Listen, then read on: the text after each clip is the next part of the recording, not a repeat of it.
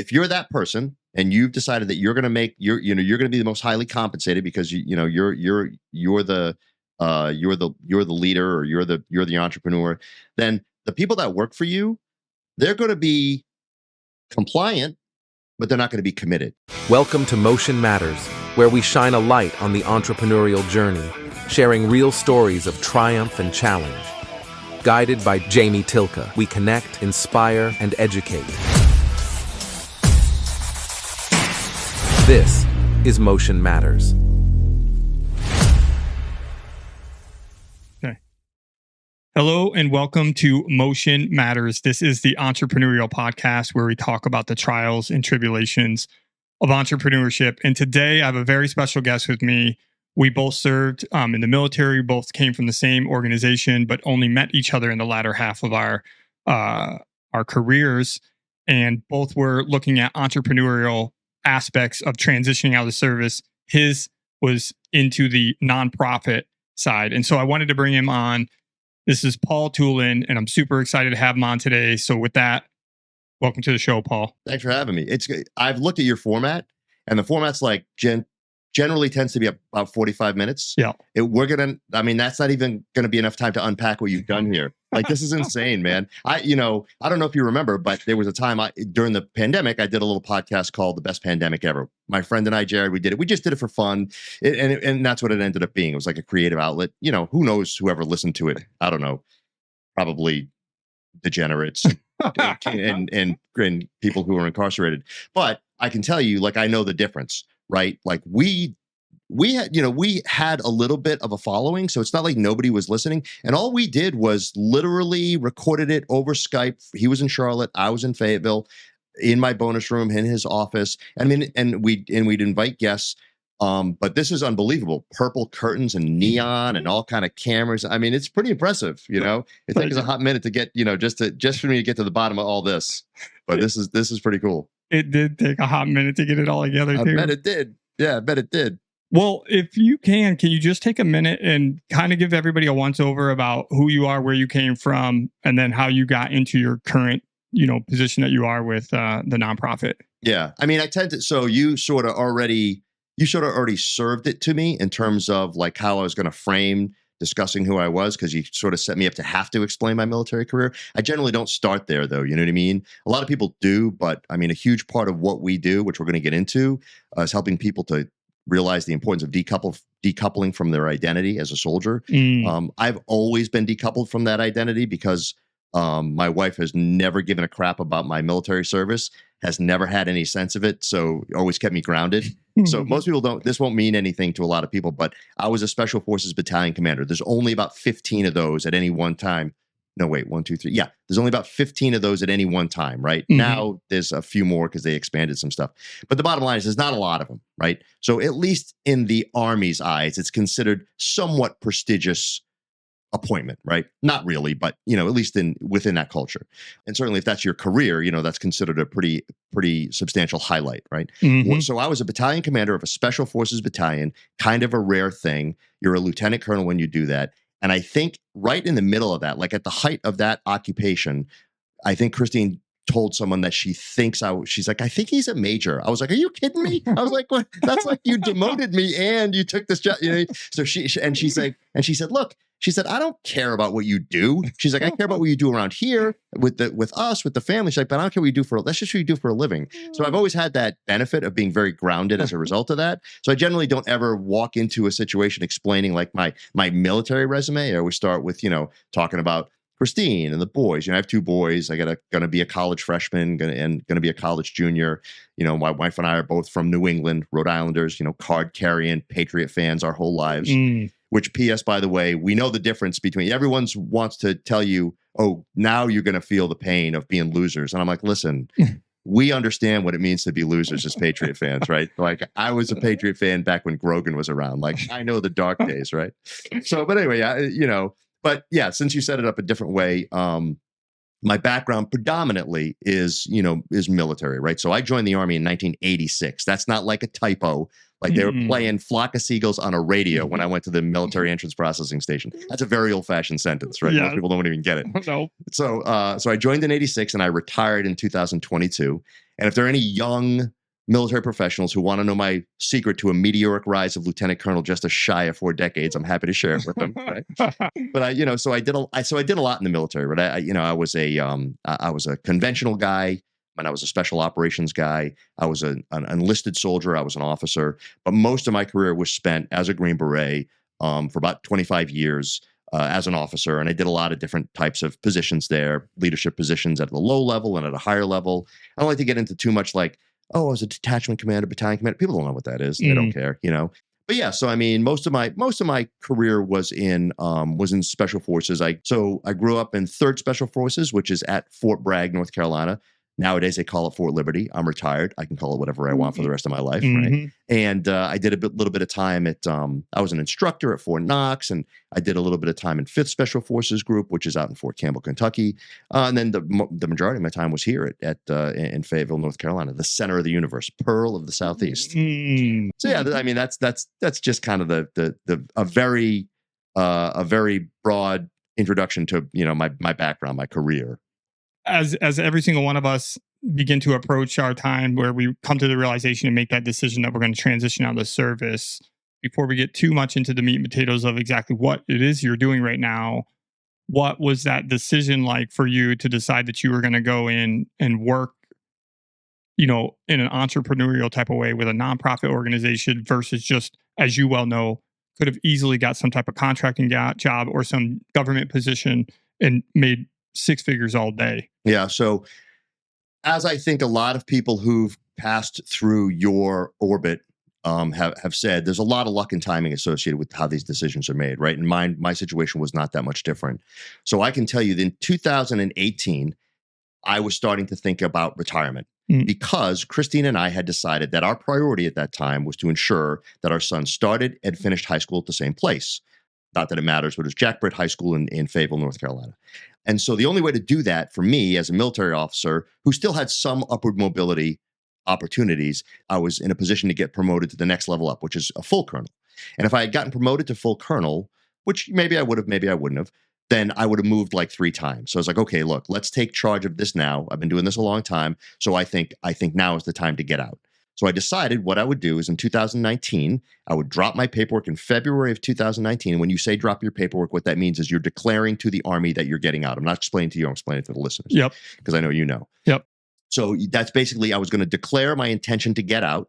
And at that time, you could do that a year before you actually got out. So I was going to declare my intention to get out in February 2019. I was going to walk out the door in 2020. And at that time, like pretty much everybody else who doesn't get information to the contrary, my perception was that what successful transition would look like is I would walk out on a Monday, I would walk out on a Friday, and Monday I would start my new job, right? So everything I was doing was kind of oriented towards that. So one of the things that I had been made aware of was a program called the Tuck Next Step program at the Tuck School of Business at Dartmouth.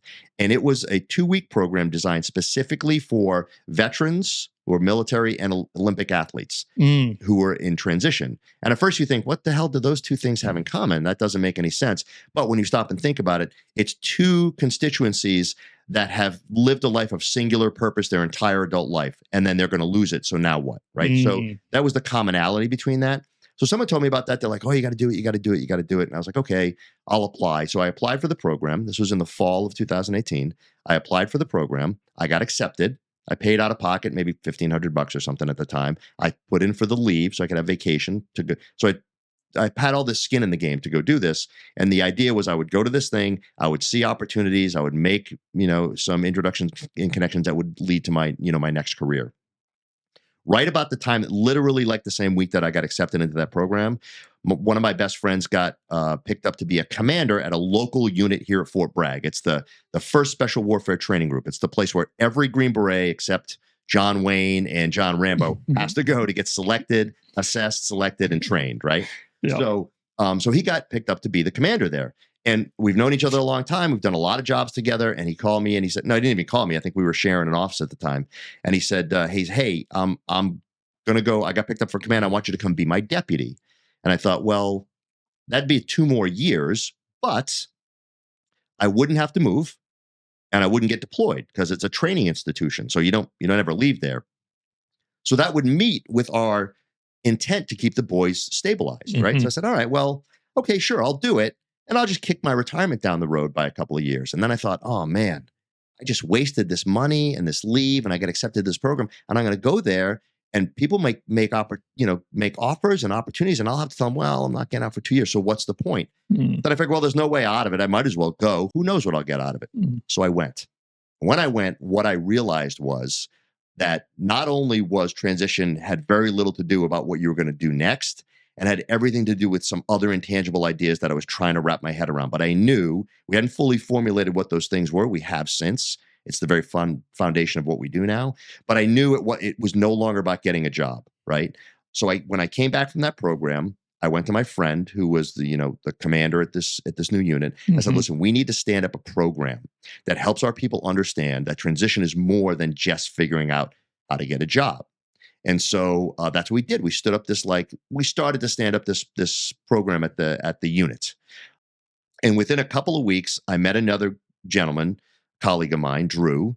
And Drew was also in the middle of kind of thinking about starting to get out. He had been shot twice in Afghanistan, so he was medically retiring. He's younger than me. He'd only been in about 12 years. But I talked to that kid for like 15 minutes, and I immediately thought to myself, okay, this is the guy I need to run this program. So I sold my soul to a couple of sergeant majors. Those are the guys who control enlisted soldiers. I sold my soul to a couple of sergeant majors, and I got him moved from a big headquarters where he was over to us as excess. And I said, okay, you're just going to build this program. And so that's what we did. We started building this program. The program started out with just me and Drew talking to people one-on-one every day, a couple times a day. And it was exhausting. I'm like, dude, we're saying the same thing over and over again all day long to this. I was like, why don't we bring the mountain to Muhammad and let's maybe talk to groups? So like, all right, we'll give that a try.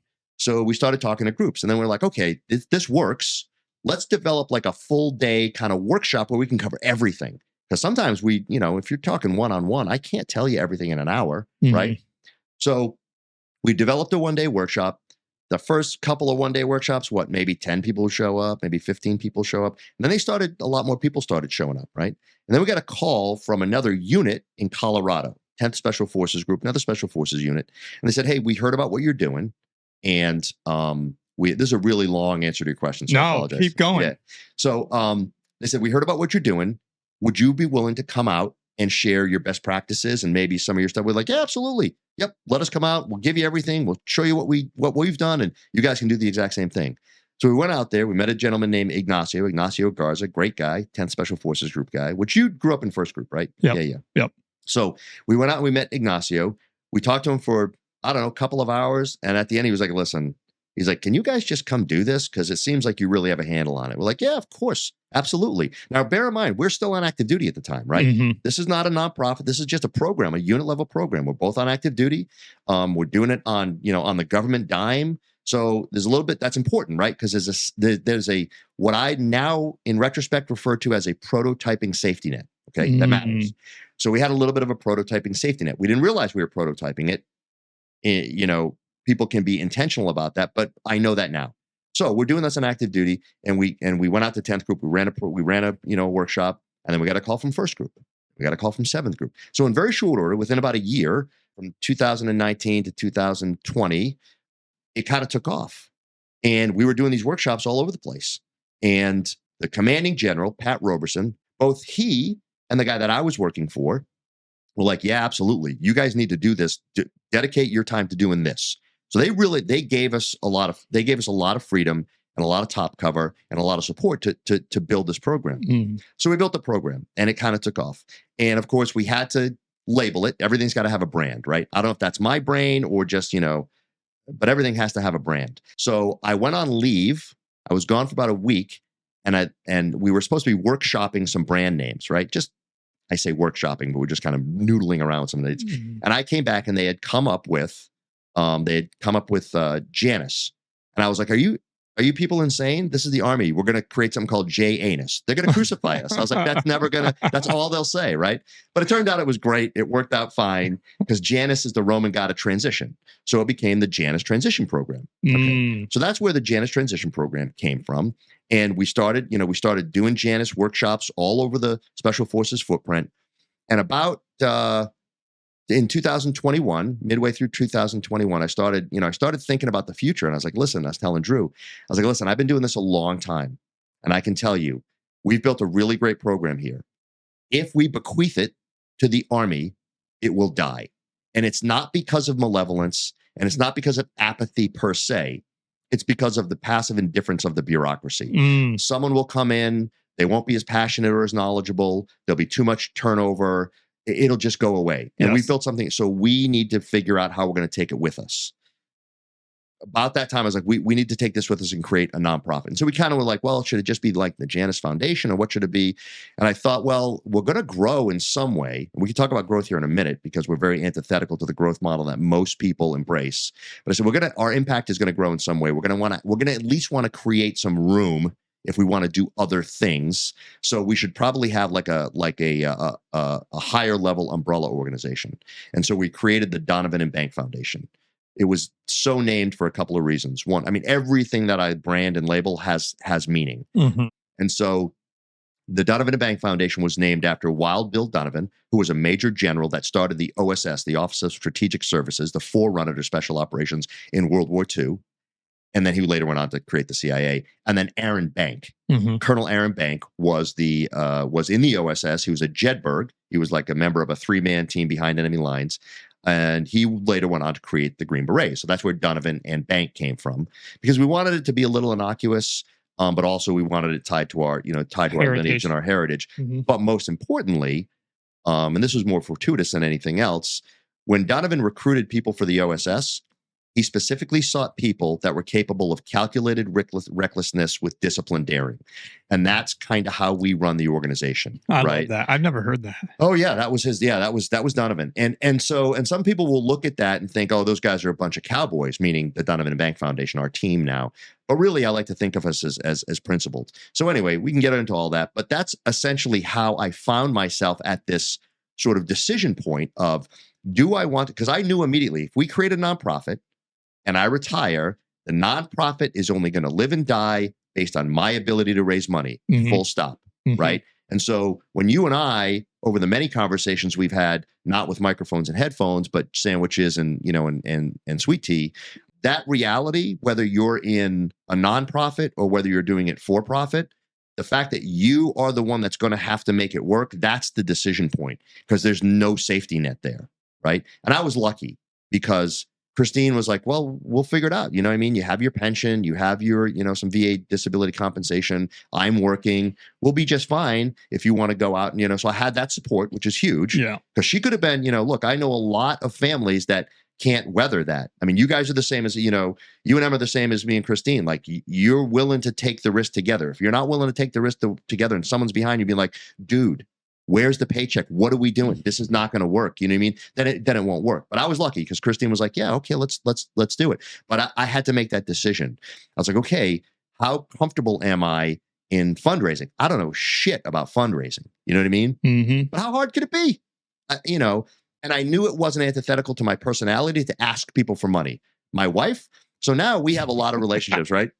We have a lot of relationships where we have a bunch of revenue streams. We can talk about those, but one of them is grants from other larger nonprofits. Yeah. And so, like, for example, the Special Forces Charitable Trust, they take very good care of us. They grant us a substantial amount of money every year. The first year they gave us the money, I was having the first year after they had given us money, I was going back to have a meeting with their executive director, Jody Burns, great lady. And my wife was like, well, what's that meeting about? I was like, well, I'm going to go ask them for, another grant. She's like, they just gave you money last year. She's like, you're going to ask again? I was like, yes, of course. That's what you do. You always have to continue to ask. That's how this works, Although I will say that one of the lessons I learned, I got a little bit on a moral high horse for a while where I was like, well, the Donovan and Bank Foundation, we don't ask people for money. We just show them what we do. And if they're inspired, then they'll give. Okay, that's okay. But here's the reality. and it had to be illuminated to me by several people, is that if you don't ask, regardless of how inspired they might be to give, if you don't ask, they're just going to assume you're okay and you probably don't need the help. Mm-hmm. They don't know one way or the other. They certainly don't want to assume that you're trying to put money in the bank. I mean, they get it, they know, but they're like, oh, they must be okay because they never asked me. So I had to get kind of past that and be a little bit more deliberate about asking it. But back to that decision point. So I got to that point where I was like, okay, am I going to go for the safety of, I know there's a check coming in every week, which is what folks like us are accustomed to. Mm-hmm. We don't think about the fact that in reality, we don't even really think about the risk of getting fired or laid off. That's not a thing for us. Right. It's something we've never had to grapple with, right? But what I tell people all the time when they're talking about their trepidation about that reality, that they're going to have to go out and maybe they're going to get fired or maybe they're going to get laid off. I'm like, listen, man, you don't understand the amount of risk tolerance that you actually have. The risk tolerance that you've become accustomed to, in other words, laying your life on the line, mm-hmm. is incomprehensible to most people. Mm-hmm. So if I asked Jamie, I said, hey, man, listen, we've got this tanker truck full of fuel, and it's got to get from point A to point B. Bad news. Between point A and point B, there is a place called Ambush Alley. There have been a ton of ambushes there. It's going to be really problematic. You have to figure out a way to go around it or fight through it. After that, there's another area that's had a big problem with IEDs, improvised explosive devices. So you're going to have to navigate that. And once you get past those two things, the terrain gets horrific. You may lose a vehicle. It's going to be rough. And I gave you all that information. You'd be like, okay, got it. And off you'd go, right? That's what we're accustomed to, right? That's our risk acceptance level. If I told the average citizen that, I said, hey, listen, I need you to, hit point A, point B, ambush, IED, bad terrain. They'd be like, oh, what? I'm not going to do that. I'd be like, no, listen, you don't understand. I'm going to give you a $200,000 bonus if you do. And they're like, yeah, I can't. I'm not going to do that. Right. But then you take someone that is accustomed to that level of risk and you expose them to an unfamiliar risk. And I mean, 180 degrees, which is you may or may not be getting a paycheck. And they have trouble with that. It's really challenging. There's so many questions. I don't want to stop your flow, but I do want to pause there for a second because this particular thing has come up between us in the past week with some stuff that we're dealing with. But I want to ask your opinion because you are deeply engrossed, and I'm kind of alluding a little bit to what the actual program is about that you're going to talk about. Yeah. And that is, how much of that do you think is instilled throughout that person's time in the service, specifically the special operations community, maybe, versus an innate characteristic trait of some sense of fearlessness, right? So, but most people won't know this. Our assessment and selection process, we're always trying to solve how does it work, right? Mm-hmm. It's studied by people all over the world as one of the preeminent ways to select high-performing teams. And we just simply can't get out of our own way and accept that it works, and maybe we don't really fully understand how it works, right? Mm. So we're always trying to come up with an understanding of how it works. And in trying to come up with an understanding of how it works, we often come up with lists of the qualities that it selects for inherently, right? So there's all this other kind of stuff. Most of it's bullshit. But what I will tell you is this. Our selection process, above everything else or underpinning everything else, what it gets you fundamentally is people who don't know how to quit. They simply don't know how to say no, right? That's what the selection process gets you. So that's where you're starting out. But so within special operations, I would tell you, it's a mix. You happen to have a bunch of people that are selected for their inability to say no, have that, by God, I'm going to do it, right? Americans, not Americans, as our good friend Josh Walker used to say, right? So it's you have those kind of people, right? So that is only fortified and exacerbated over time through their conditioning in the situation that they're in, right? Which then gets them to the point where, they have trepidation, they have fear about, they have that fear about not getting paid versus they're completely fearless when it comes to putting their life on the line. However, here's another important aspect of it. That trepidation, what I've discovered now doing what I'm doing, is not exclusive to special operations community, right? So while a special operator probably has a mix of conditions, both inherent and built, that contribute to that those concerns. Mhm. I would say it is more ubiquitous amongst veterans because they are conditioned after 20 some odd years. They've never thought about those things. Mhm. So when you force them to have to think about those things, they get very anxious about it. There's a lot of anxiousness and uncertainty as they wade into transition when it comes to the security of what they're going to do next. Now, what I will say is, as a result of everything else that I just described, our process, what we do, you do tend to get more people who are entrepreneurial in special operations. Mhm. They seem to be more satisfied by that. Most retiring veterans, of which, only about 14 to 15% of veterans make a full 20-year career, right? So most of them don't. The majority of them don't. A lot of them have a propensity towards service because that's who veterans are. Mhm. But what I have found is amongst Green Berets particularly, there is a strong tendency towards entrepreneurial efforts, not necessarily starting your own business, but things that are generally entrepreneurial in nature, right? Mhm. Because it doesn't, entrepreneurial doesn't necessarily mean you're starting your own business, Understood. Yeah. I don't even know if I answered your question. Who knows? You did. I just asked because we were having this.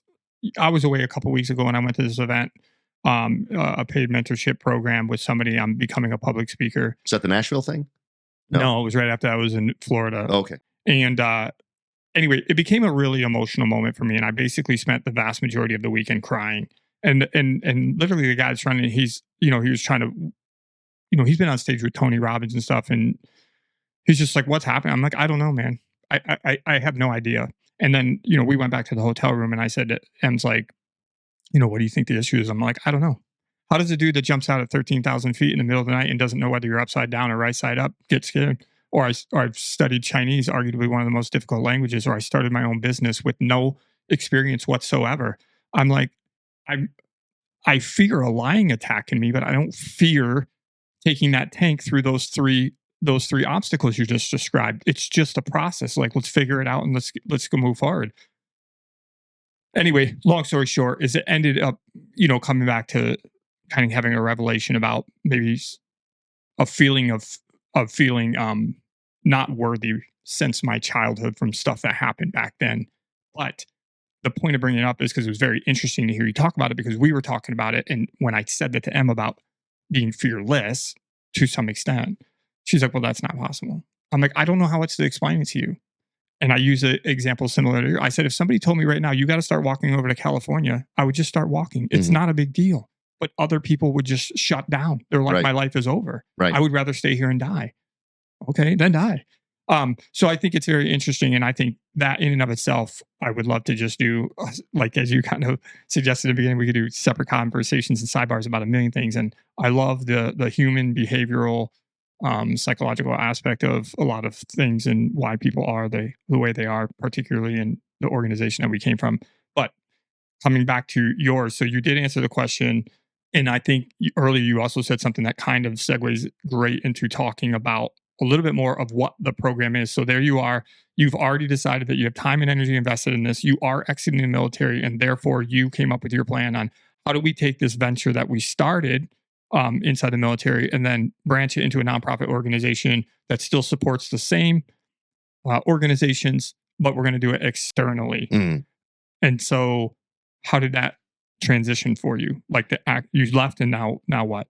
Yeah. So while we were still on active duty, we incorporated as a nonprofit in September of 2021. Okay. Because I wanted to get everything set. I wanted to get everything set up. What that also allowed me to do in 2021, while I was still on active duty, so I'm still collecting a paycheck, was sort of, again, experiment with how to fundraise. The trick was, at that point, anything we did could no longer use government dollars, right? So when we would go to, say, Colorado to run a workshop prior to September 21, well, we were going, the government was paying for that. Well, once we incorporated as a nonprofit, it's like, okay, we can't do that. Regardless of whether or not we have money to do it, we simply can't take any more government dollars, right? We were really fortunate that somebody who had been to an event that I ran, a special operations experience, which I can talk about those too, it's part of what we do now, was really bought into our cause, and he gave us $70,000 divided up into two allotments, 35 and 35. Wow. And we were off to the races in 2021. Right now, I was lucky because Drew is pathologically frugal, right? Like I drive him absolutely nuts the way I'm like, I don't know what the receipt is. That's good. You know what I mean? Like I was like, hey, listen, my credit card, my corporate card, I purchased some stuff on Amazon for the business, and then I forgot to change it back. And that Steven Seagal movie that we watched this weekend went on that card. You're like, so he's losing it, but he's pathologically frugal. Like he's 37 years old now, I think, and he's already he's like his house is paid off. That's the level of financial responsibility. I mean, now he'll call me out because I know he's not actually a CFP, a certified financial planner, but he passed the exam, which is a huge deal, right? Yeah. Like it's got an insane attrition rate. It's like I don't know what it is. It's like I think only like 30% of the people pass that thing on the first time.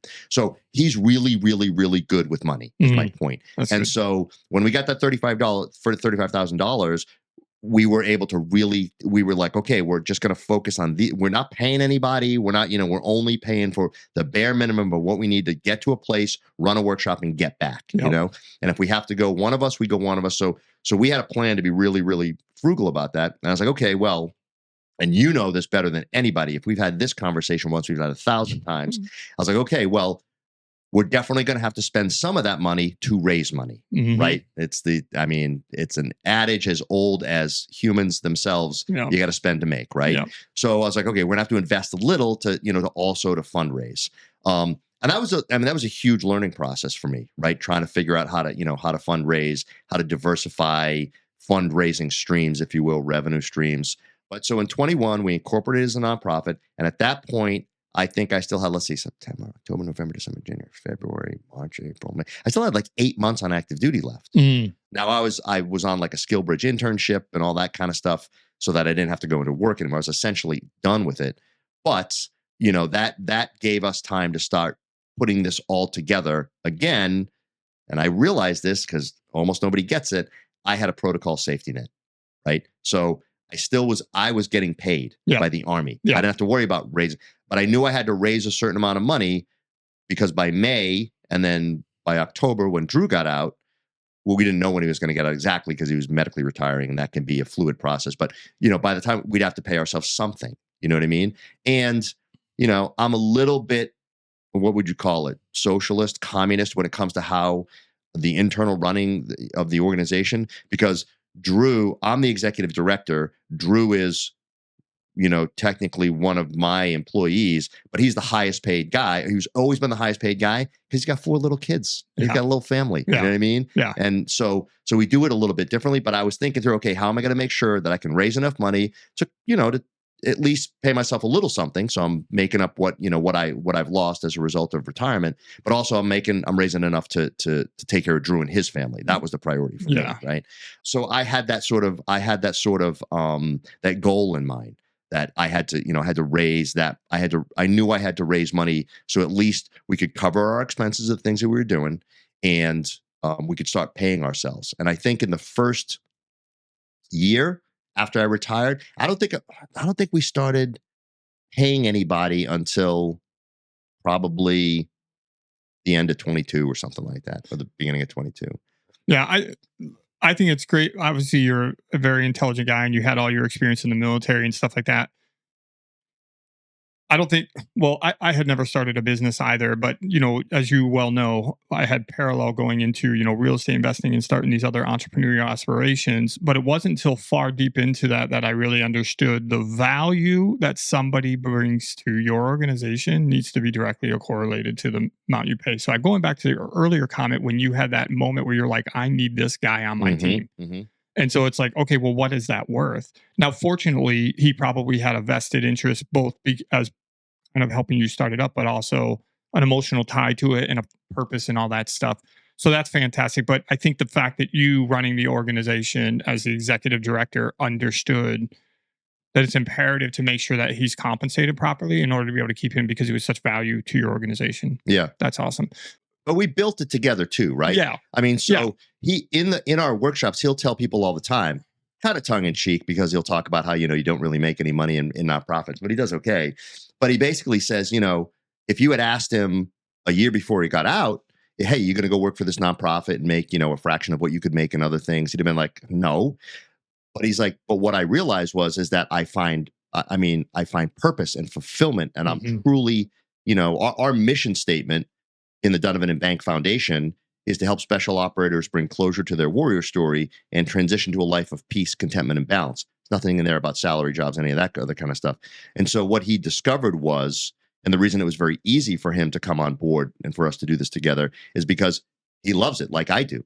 I mean, there is never a day that we get up and we're like, ugh, God, I don't want to do this today. There are days where I get lazy and I'm like, I'll do that tomorrow. Yeah. I mean, that's different. Yeah. That's very different. But neither one of us is like that. I mean, we're, even when we have moments of frustration or anything like that, we end up at a workshop. We're going to do a workshop at Fifth Group next week. And man, as soon as that workshop starts, it's like, we just took a hit of something. I mean, we're just so energized. We have so much fun.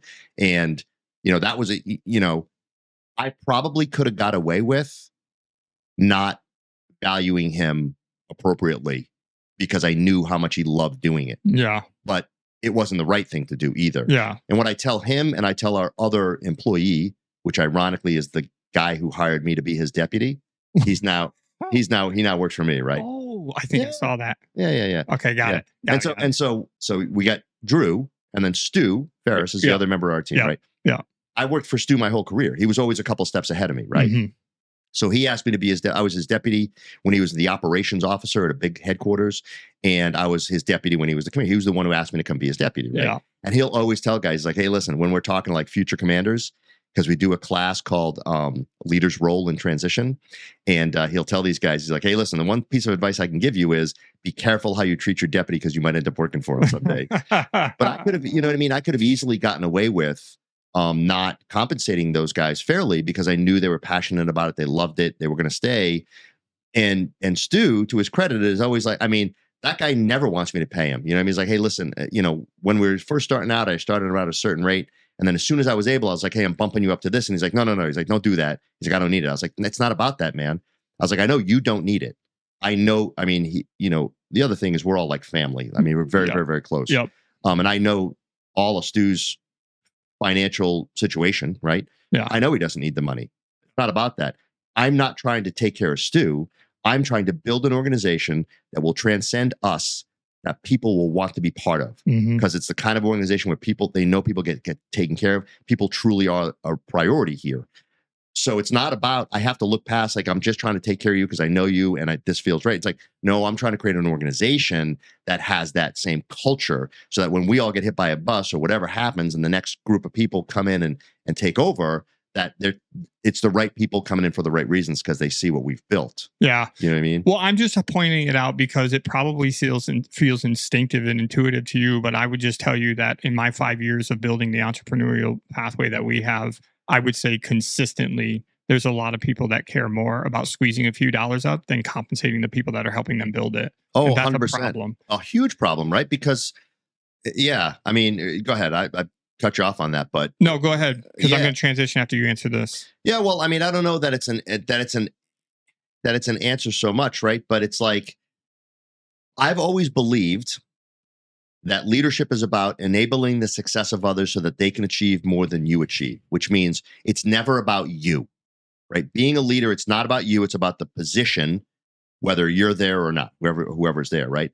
And you have to be genuine about that. Like, Yes. How are you doing that if you're like, well, I mean, I've had Drew tell me, he's like, listen, you're the executive director. Shouldn't you be getting paid the most? And I'm like, no, we don't have the money for it. So I'm trying to allocate it in the way that I think is right. Not what do I need it? You know what I mean? Like, we're okay. Yeah. I mean, look, we're selling our house here in Fayetteville. We're blessed. I mean, I am under the impression that we have some money. I don't know that for a fact because my wife has managed it for the last 20 years. But to the best of my knowledge, I think there's money involved in our family somewhere. Like we've saved some money or something. But if she goes, I'm toast. Like I'll have to start calling some people, right? I'd be like, listen, does anybody know where she had all this? But no, we're really lucky because we're selling our house here in Fayetteville. We've had a place in Wilmington, North Carolina for the last 4 years. So we had 2 houses for a while. It wasn't easy. We had to be smart about it. But so what the hell do I want? I got 2 kids in college. They're taken care of. I want for very little, I'd rather have the peace of knowing that I'm taking good care of people than then what? A couple extra bucks in my pocket, you know? Yeah, absolutely. Again, just for the sake of reiterating it and beating this horse one more time, there's not a lot of people that are doing that. That's all. So that's good. Kudos. I mean, Well, I mean, I think it's like, look, if we're talking about, if there are people listening to this who are interested in what success looks like in entrepreneurial endeavors, I would tell you that's critical. Like, it's not about you, man. Yeah. Like unless you're going to do something completely alone. Okay, if it's just you, show me the thing that's just you. It's not a real thing. Like, I don't give a shit what it is. Like, even if you're dipping your toe into the pool of public speaking, right? Okay, the most successful public speakers, they are a singular commodity, standing up there talking about whatever. Are they alone? Absolutely not. They have a team that makes that work, right? So there is no singular thing. I mean, there is, but it's incredibly rare, right? Yeah. So unless you're a singular thing, you are going to need other people to make it successful, right? Even if you are a singular thing and you have any type of notoriety, I would argue in anything, and I think you're searching your brain at the same time that I am. You're gonna inevitably need a team because you need people. You need the support mechanisms. I mean, shit, we haven't even reached a very high level of success, but the little bit that we've incrementally gotten up, we've had to hire people because it's just not sustainable. And no one's going to move mountains for you. Look, if you have, like, let's say you're the main person, right? And you're the main entrepreneur. You're accepting all the risk. I'm putting that in air quotes, although we have video here. But but you're accepting all the risk, and so in your mind, you've decided that you are therefore entitled to the most compensation, right? That's a perverted rationale, and it's not as satisfying as you think it is, right? Because if you're that person and you've decided that you're going to you're going to be the most highly compensated because you're the leader, or you're the entrepreneur, then the people that work for you, they're going to be compliant, but they're not going to be committed. Yeah. However, if you care for them, they're going to be committed, which means they'll move mountains for you. Yes. You know what I mean? It's a very different perspective, but I mean, I think I don't know why it's not self-evident. Yeah. I guess it's just greed. I don't know. Well, that's what I'm saying. Yeah. Which isn't to say that entrepreneurs are greedy. I'm just saying, that's, if you really want something to grow and be happy in its growth, then you have to think beyond what it means to just you. Like, it ought to be about empowering others. Well, the reason why I brought it up is just because there's been such an emphasis in a lot of the things that we go to. We go to various events, as you well know. And I'm just saying there's a massive emphasis on taking care of your people. Again, one of our mentors consistently says, you can't have A player and pay them C salaries. It just doesn't work. Yeah. Because they're going to either start their own business or they're going to go work for somebody else. But I know that, a couple things. I know we've been out for a while, but I want to make sure that we get into this one little piece before, we try to close down.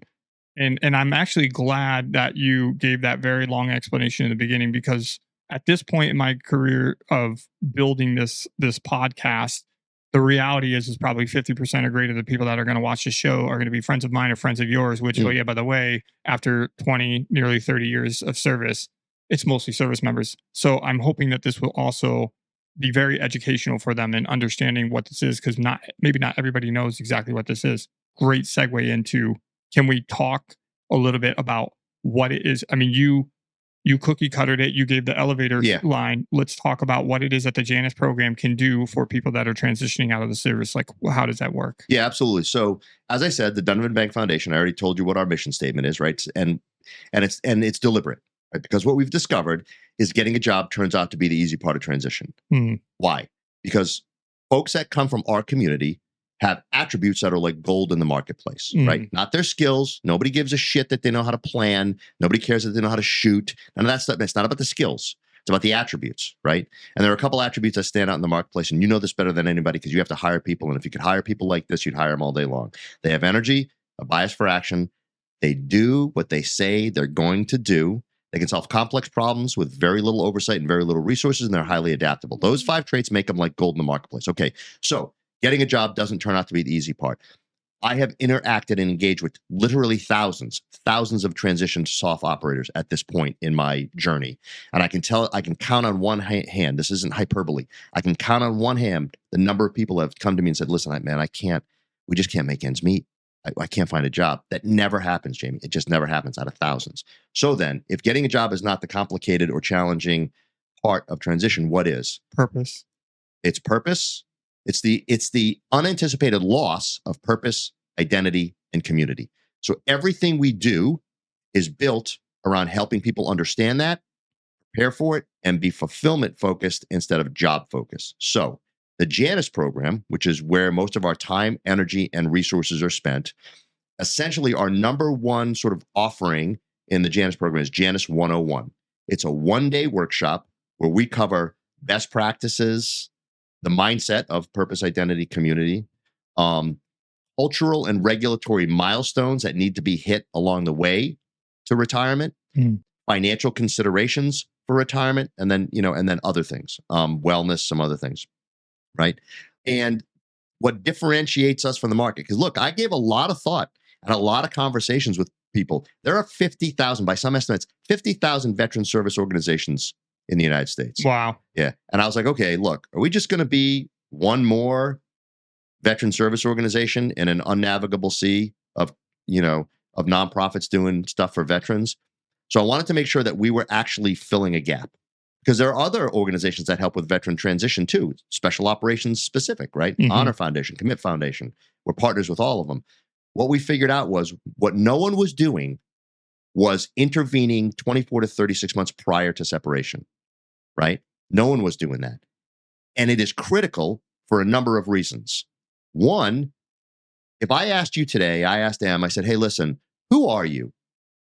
You'd be like, oh, well, I'm an entrepreneur, real estate, I'm this and that. I used to be a Green Beret, blah, blah, blah. I'd be like, no, Jamie. I mean, you've had some classes and workshops on it, so this isn't a fair case. But I'd be like, no, Jamie, who are you? Like, what are your values? What's your core? You'd have to stop and think about that. Yeah. I mean, you'd have to think deeply about it. You probably need some help, right? Yeah. And you'd have to iterate on it. In other words, it would take time, not laborious, but lengthy. So it takes a long time to kind of figure out what your next purpose is. It takes a really long time to decouple fully from your identity. And it takes a really long time to rebuild it or find a healthy way to stay connected to your community, right? Yeah. Because look, we were part of a community that was unbelievably unique in its intensity. Mm-hmm. We walk into a room before you and I ever met each other. The first time we met each other, there was an unspoken truth between us. Yep. If shit goes sideways, I will give my life for you and you'll give your life for me. It's just that's just how it is, right? Yep. Good luck finding that that's not a real thing. There's no communities like that.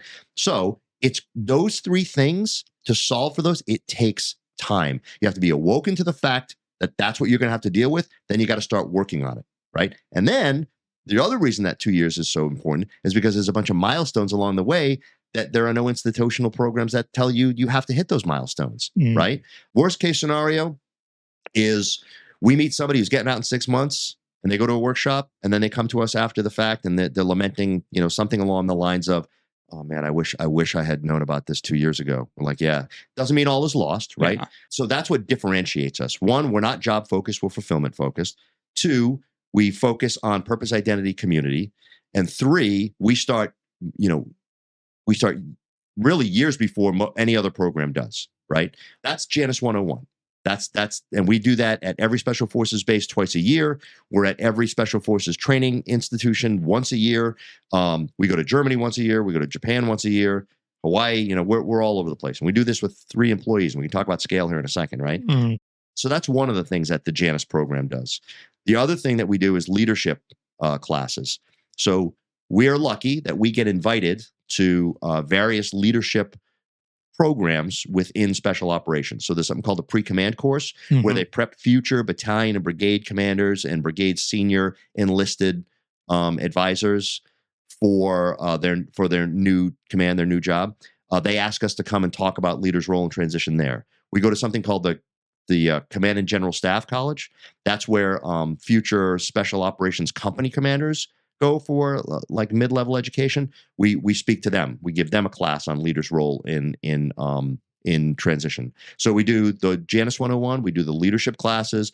We do one-on-one counseling still, but it's not like it used to be. It's always after you've been to a Janus 101. So if you've been to a Janus 1 and you're like, oh, I need an azimuth check, or can you introduce me to somebody, or those kind of things. Mm-hmm. So we'll do those kind of follow-ups. We also do it's kind of under the Janus umbrella. We do financial literacy. Yeah, you keep me on track too. No. Yeah. I want to keep going. Keep going. We do financial literacy because Drew is so exceptional at that. I mean, that guy is head and shoulders above most people who teach financial literacy. Like I said, now he's sat for the CFP exam. That's a block that we teach in Janus 101, but it's so popular, we do it separately too, right? So sometimes we'll just do that. I don't do it, Drew does it. So that's all. We used to do a family workshop, but man, we couldn't get spouses to show up to that. And I think it's because they thought, well, it's just one more Army thing. No, we don't want to go to that. So now what we've done is we open everything up to spouses, and we get about a 30% attendance rate. It's getting better. Hopefully one day it'll be 100%, but because it's really important to have your spouse involved in that process. Well, I think that's great that you did that, because I don't know if I ever said this to you, but you probably already realize it. But within the past year, I started taking M to most of these events that I go to. And I told her, I'm like, the problem is I come back from there and some really exciting shit happened there. And then I have to try to recreate that entire story. Mhm. And when you're 13 years old and you're riding through the woods on a four-wheeler and you're telling your buddy, that's cool.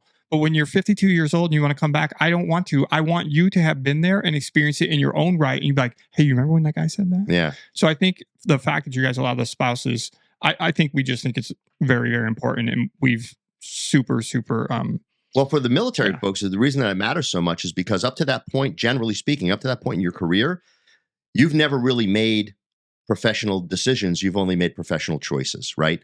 So the Army comes to you and says, "Hey, Jamie, good news. We're going to send you to Fort Irwin or Fort Polk." Now, for those of you in the know, those are two. We always throw those places on the bus because they're kind of shitholes. But and you go, okay, I'm going to choose Fort Polk, and you come home and you tell M, "Hey, we're going to Fort Polk.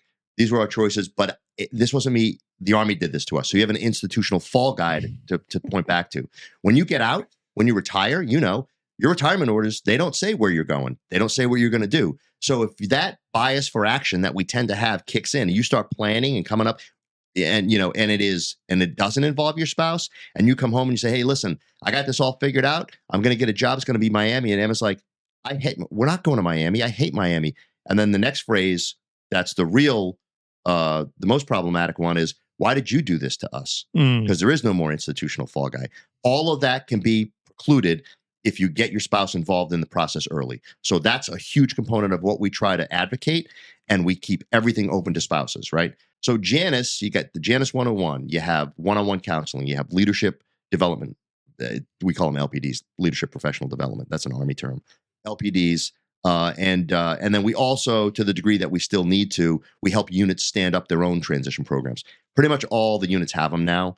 So we just help them tweak things. We give advice if they need it, that sort of thing. But that's the Janus program. That's where most of the stuff that we do. And bear in mind now, again, that's 3 full-time employees, man. Yeah. We do that with 3 people. Yeah. And people always ask me, like, well, you guys must be just insane. It's just, how do you do all that with 3 people?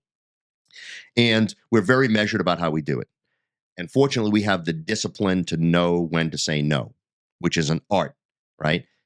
You typically don't get people who are good at practitioners of that art out of special operations, because, as I said before, all they know is how to say, "I got this." Don't know how to say no, right? So we're really good about that. But even when we're at our busiest, we describe our circumstances as happily overwhelmed with purpose. When we're really busy, that's how we categorize it, right? So yeah, it's busy, but busy in a very manageable way, and the reality is, I kind of figured out, like, I can't be around the house all the time. Christine would kill me. You know what I mean? So she was a teacher's assistant. The first summer that I was home working remotely full time for Donovan and Bank, was sitting at the kitchen table, clacking away, on my computer. She came over, she said something to me, and I was like, yeah. Like, I'm half listening because I'm working.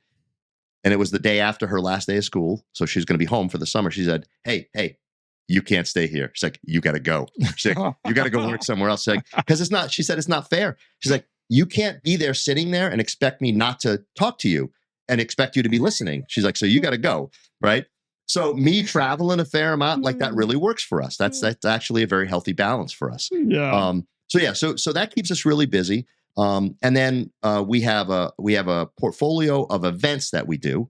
So we do events based on special operations. We do a counterintelligence thing that's like a weekend long. We do a survival event that's like a weekend long. We do a women's self-defense day, female empowerment day. And then we do a special operations experience, which is like being a Green Beret for a day at massive scale. You volunteered for us at that one. You know how that one works, but that's our big one. So we have all that. And then we have our wellness program. And our wellness program is, when we started doing this, we started realizing that there are impediments to people's pursuit of peace, contentment, and balance in transition. And those impediments tend to be associated with the physiological and psychological wear and tear that come along with 20 years of being in SOF. And look, we're not the organization out there saying, oh, all veterans are broken toys and, poor you, and, the world owes you everything and you're entitled to this. No, not at all, right? But what we are saying is that, like, there are lifestyle choices that you're forced to make to maintain this level of performance, and they probably have been counterproductive to your wellness. So if if you're essentially, I'll use the word addicted, if you're essentially addicted to caffeine, energy drinks, nicotine, and then you're countering all that at night with alcohol, which is a very common pattern, it's not good for you. You're going to have to address those kind of things, right? Yeah. Amongst other things, operator syndrome, which is, elevated sympathetic nervous system and all those. So the wellness program, which is probably our second busiest program, Stu runs that. We help people get access to certain treatment protocols for certain things. Hyperbaric oxygen therapy, the stellate ganglion block. I mean, that's a podcast in and of itself.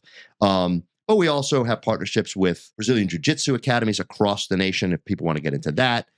We have partnerships with therapy resources, all different kind of things so that people can kind of take charge of their wellness and make good choices and be healthy in their, as healthy as they possibly can be, because it's a huge component of it. So that's essentially like how the organization works and what we're driving at.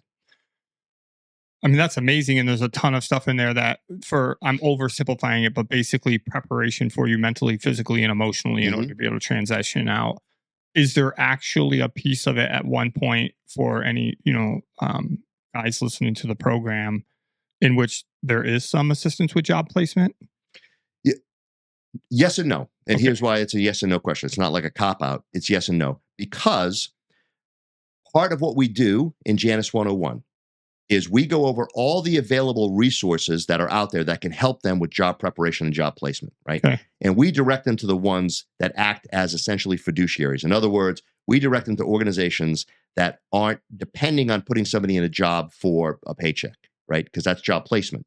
So we partner with the Honor Foundation that has like a 3-month-long career preparation and job placement curriculum. The Commit Foundation, same thing. Special Operations Transition Foundation. There are all these organizations out there that do that. We help direct people to the right one based on what they want to do. Like let's take you, for example. If in the process of Janus 101, or just in our conversations post Janus 101, you were really articulating, listen, or you discovered on your own that you wanted to be an entrepreneur, you would not gravitate towards the Honor Foundation based on what we had taught you, because you're like, oh, well, no, that's for Fortune 500 type people who want to do corporate suit and tie. What I need is Bunker Labs. Bunker Labs is designed to help entrepreneurs build businesses. Now I've helped you find the right resource. We vetted and validated it, and you're not wasting time and energy on something that wouldn't pay off for you. So it's a yes, no. We don't do it ourselves. We partner with all the organizations that do, and we vet and validate a bunch of them. Awesome. Well, that's a ton of information, and I'm just extremely grateful that you came on, because I obviously it's near and dear to my heart, and I know that what you're doing, I think it's awesome, and I want to get that message out there. What I want to ask you before we, tidy up and give you the last word is, if anybody's listening to this and they want to, it's a 2-part question. The first part question is, if anybody wants to donate to the organization, how do they do that? And then if there's any service members that are listening to it and just never knew about it yet, like how do they get in touch with you guys? Yeah. So the first part about donation, look, people just go to our website and there's a tab on top that says give. It's as easy as that, right? That's great. And we're grateful for that. We're blessed that we have a lot of support. We have a board of advisors that does a lot of fundraising for us. I mean, we didn't really get into this, but we developed a lot of revenue streams, right? So we have our events, those tend to raise money. Sometimes we lose money on those, but it is what it is, because they serve a dual purpose. It's not just about fundraising. It's about giving guys an opportunity to connect with new people and have some purpose and give back and all that other kind of stuff. So anyway, we have a lot of different ways that we fundraise. We don't have a lot of what I call like consumer level fundraising. In other words, like Wounded Warrior Project, who, by the way, they grant us every year too. We have a great relationship with them. Wounded Warrior Project, St. Jude's Hospital, Make-A-Wish Foundation, they depend on thousands and thousands of people donating $5 a month over the course of 3 years, right? That's like the consumer model. We depend on the donor model. So we look for people that have a greater capacity for higher donors, a little bit more work, more relationship based, which I enjoy. Yeah. It's not as transactional. Yeah. But God knows every dollar counts. So people can just go on the website, they hit give, and they make a donation. Great. As far as people coming to access our services, here's what I would tell you. The mission statement says we help special operators, ... right? But we have clearly defined organizational values, one of which is abundance. One side of the abundance is what I talked about at the very beginning when we went out to 10th Group and we were prepared to give them everything we have. We have no intellectual property. Anybody can take our stuff and do whatever they want with it, because if they do it better than we do it, more people are being helped. So we'll give away all that stuff. The flip side to that abundance value is anybody that finds their way to our door, we'll try to help.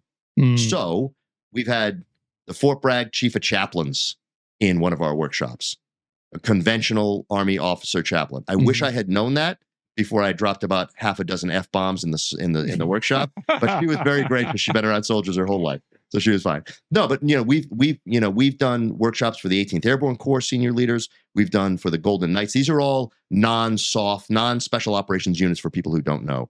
But we've had conventional Navy people coming in. It doesn't matter. If you find your way, we're not closing the door on you. Now, you might not get as much out of it as someone in the Army and special operations, because there's some nuance there, maybe policy, regulations, things like that. But most of it applies universally. So all anyone ever has to do is go on the website, go to a tab that says workshops, and you'll see all the upcoming workshops, and you sign up for one. And if you don't get in because it's full, just reach out to us. We'll work something out, Awesome. Because the beauty of being small, this is the danger. You put a nickel in me and I won't stop talking. And I know you try to keep these things at a certain level. No, not on this one. We're good. No. The beauty of staying small, which we are very, very, very deliberate about. Like we have turned away opportunities. When they do the forensics on the Donovan and Bank Foundation, when it all burns in, and it'll only burn in from scandal, when people read our texts. When they read our group text, I'm toast, right? That's what's going to kill us, right?